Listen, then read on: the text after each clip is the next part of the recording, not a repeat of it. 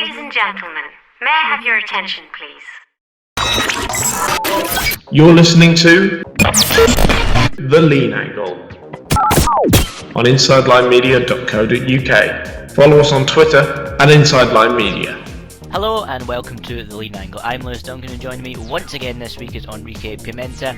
On this episode, World Superbike's 2016 roared back into life this week at the Phillip Island circuit in Australia, and we were treated to two absolutely wonderful races. Jonathan Rea did the double, but it wasn't as clear cut as the result sheets would have you believe. The Kawasaki rider was hounded all the way by Ducati's Chaz Davies, while Honda and Yamaha showed signs of potential. Rea starts the season in ominous form, 2 wins, absolutely in control and kept his composure completely throughout both races, wouldn't you say, Pepper?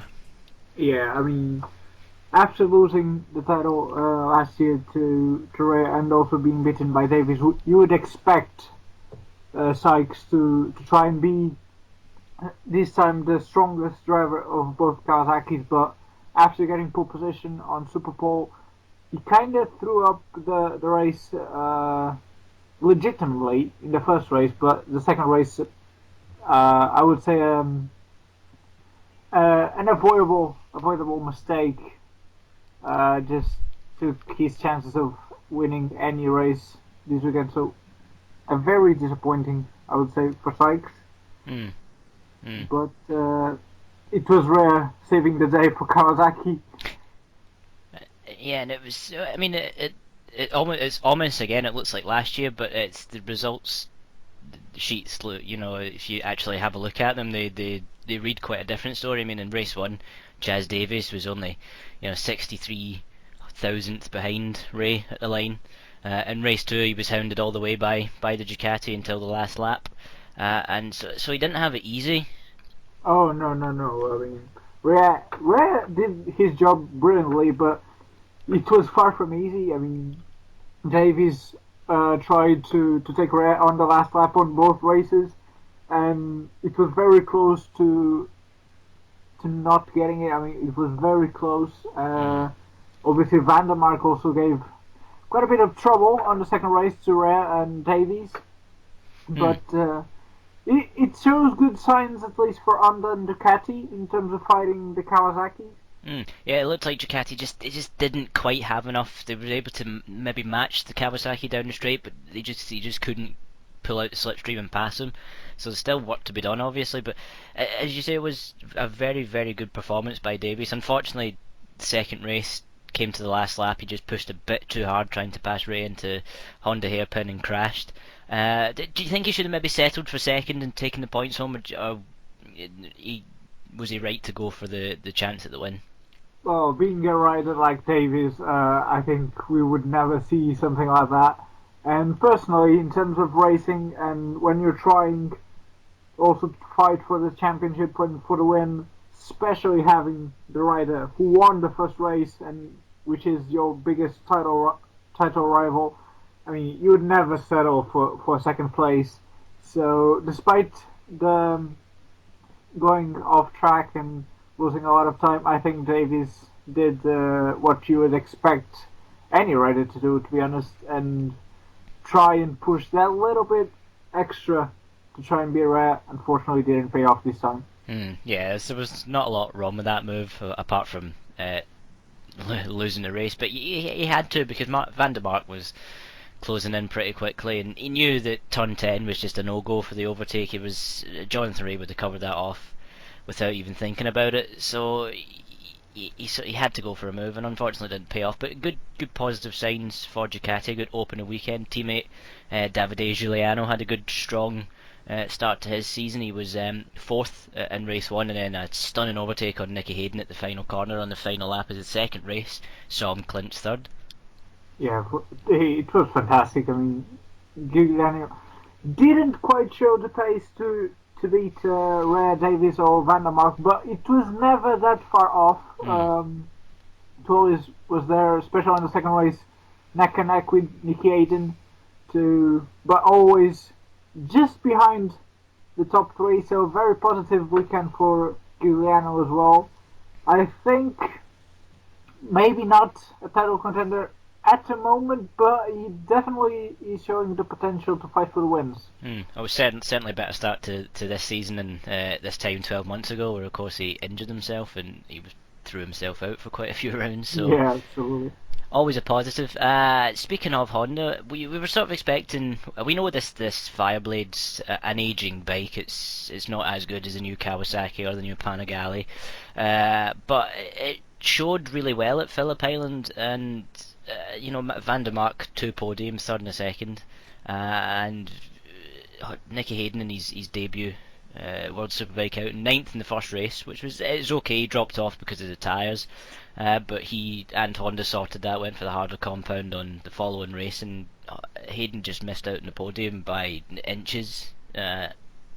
So overall, how would you rate the Americans first weekend? I think it was a strong debut from Aiden. Nevertheless, I mean, he showed good pace on the practice sessions on Super Bowl. He was always on the top 10, usually on top 5 even sometimes. So I think it was a pretty positive start for Nicky Hayden.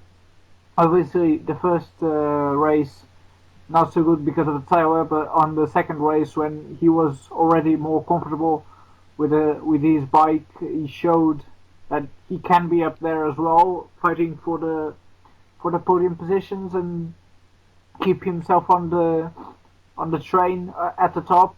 So I think Aiden is looking at least strong for podium fights throughout the season.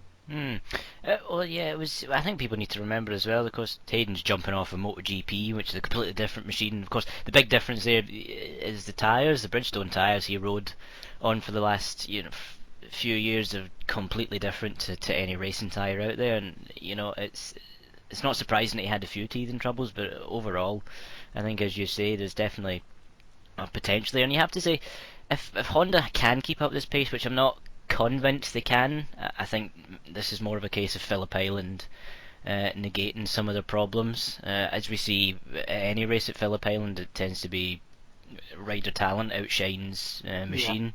But if Honda can keep up the form we saw, then they've got a very, very strong duo in Van der Mark and Hayden, and particularly going forward into next year. Of course, if they hold on to Van der Mark, we know Hayden's going to be there. That when this new Fireblade comes along, good things are in Honda's future. Another debut weekend, or return weekend, for in this case for Yamaha, and it went okay. I thought Gintoli 6th and 5th over the two races. Unfortunate weekend for Alex Lowe's, retired in the first race with mechanical problems. Saw him finish 14th, but it does look like some setup work still needs to be done on that R1. But overall, a strong weekend. Yeah, I mean, I would say so. Obviously, Gintoli showed a lot of good pace on the second free practice, but taking a look at what happened throughout the whole weekend, I mean, I think Yamaha showed what they could do right at the start, while the other teams kind of went progressing throughout the weekend and finished off in a higher note than Yamaha.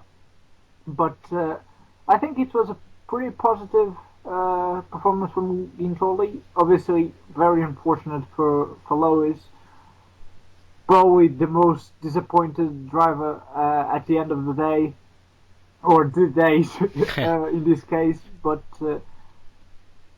yeah, it needs a lot of work because Gintoli was always just a little bit off the pace in most laps compared to the Ducati and Kawasaki, but it's a process that takes time, and in the future we'll probably see Gintoli closer to the top positions. Well, yeah, Gintoli was there or thereabouts. In the first race he was only but 2.5, or second race he was 2.5 seconds off. In the first race he was 3.5 seconds off, so progress was made from Saturday to Sunday, and yeah, I think that's a positive sign for Yamaha that Gintoli is just in touch with the top guys. We're yet to see what Lowe's can do, but you know, a former British Superbike champion, he's going to be up there, and hopefully Yamaha can get on top of that bike pretty quick, because from what we saw in Phillip Island, you know, there was a good gaggle of bikes fighting for the podium positions, and we want more of that this year. One rider who was a little off the leaders, but no less impressive, was Leon Camier on the MV Augusta, 7th in race 1, and only 11 seconds away from Jonathan Ray at the end. Unfortunately retired in the second race, but you know, that was a really strong start on that MV Augusta. Oh, it was the best of the top positions, so I think it's a pretty good thing to be fighting for. I mean, obviously the top 6 was pretty much unbeatable on the both races, so Camille did a pretty good job finishing ahead of Torres on the first race, then retiring. But Camille showing good pace from the MV Augusta. If he can close the gap to the front riders, it's hard to say, especially as you said, because of the nature of Phillip Island, and maybe it won't be as strong on the next races, or maybe it will be strong. I mean, nevertheless, I think it was a good points finish for Camia, and I guess we'll need to keep an eye on him to see what he can do on the remaining races. Well, yeah. I mean, you look at sort of his performance in last year's race. I mean, just looking at the race 1 results, he was 10th in that race, which is another strong result. But he was 24 seconds behind. In this one, he was only 11. So clearly, progress has been made with that bike, and hopefully some more can be done, because there's definitely the makings of a really strong package there in Camia and MV. Moving on to the BMWs, and it was an okay weekend for BMW. It's clear that both the Altea bikes and the Milwaukee bikes still need a bit of work, and I think that even the riders admitted that. But I mean, Jordi Torres, we'll start with him, 8th and 7th in both races. That's, you know, that was a decent start from the Spaniard, riding injured as well, not to forget. And teammate Marcus Reiterberger was 8th in race 2, so a fairly decent start for the Altea team, but more work to be done on that BMW. Yeah, I mean, obviously, if they want to get up there, they need to do work. But as you said, Torres coming from an injury less than a week ago,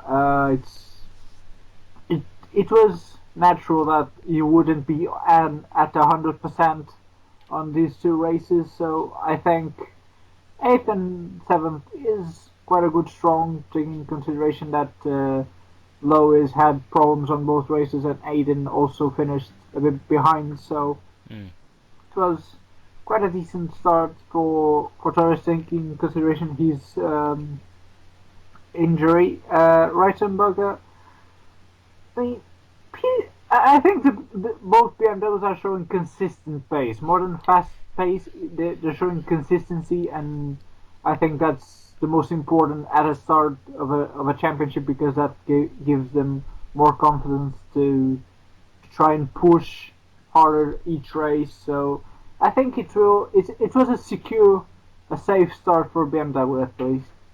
Yeah, I think that's a good way of putting it. Josh Brooks made his World Superbike debut, and on the Milwaukee BMW, 9th in race 2 and 10th in the first race. So a decent enough start for the Australian. Yeah, I would say so. I mean, especially in front of his home crowd, so probably motivated as well by that. But again, another BMW showing consistent pace more than anything else. So it's a secure start. His teammate Aram was not far off, so it's a question of progress, I think. So it's a good start. They need to develop now for the next races. Yeah, well, interesting. You mentioned Abraham, of course, a decent result, and bear in mind as well, he's pretty badly beaten up. He injured himself. I think he injured his foot in the MotoGP Championship last year, and it was quite a nasty injury. The doctors were predicting a fairly lengthy sort of recovery time. So you have to say a decent, all things considering, good for the Czech rider as well. And so just what we've seen from this first round, it's very early stages, and it's Phillip Island's an odd circuit. But do you expect to see this kind of pattern continue into Thailand, or do you see maybe a slightly clearer picture being painted at the next round? Do we see the Kawasaki's maybe just making that step forward? Well, I mean, I hope not, because Phillip Island was pretty damn entertaining on both races, and I hope at least the continuation from the challenges of Ducati and Honda at least. Obviously, they both need to work, especially on their top speed, which was something that Kawasaki showed to have a lot more than their rivals. But Honda with a very obviously aging chassis and bike, but still very, how can I say? I mean, it's a very good bike to be in. It's consistent. It's a known quantity. Exactly. I mean, it's a good all round. So you can ride it knowing that you're not going to fall immediately.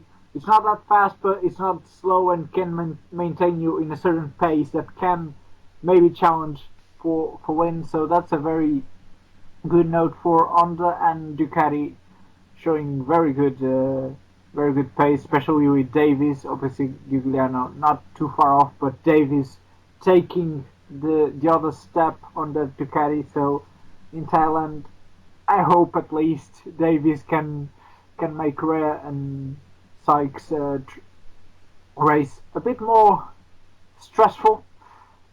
But we'll need to see if Sykes also is up there. Yeah.